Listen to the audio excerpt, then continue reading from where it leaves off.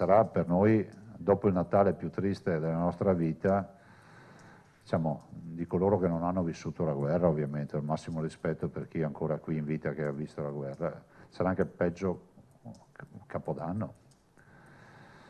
Sarà triste perché non, almeno per me, ma anche per voi che avete vissuto assieme a noi, io non ho motivo di festeggiare sapendo che abbiamo delle persone che lottano tra la vita e la morte, lottano per restare in vita. Quest'anno deve finire.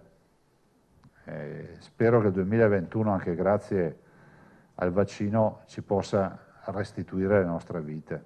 Cioè, guardate che il mondo si è fermato, Cioè, il mondo si è fermato, quindi veramente auguro di cuore salute, di tornare in perfetta forma fisica.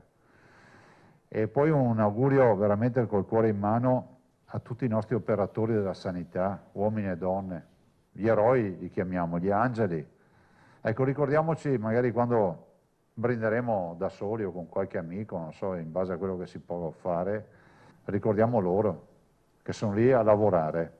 E poi le faccio ai giornalisti per come avete seguito questa partita.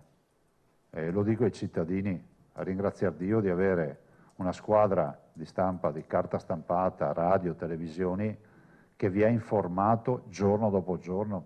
Quindi veramente buon 2021, sperando che il prossimo anno lo si possa ricordare come un grande anno il 2021. Del resto, come dico sempre io, dopo la pioggia viene il sereno. È piovuto tanto, ma veramente tanto, però arriverà il sole prima o poi.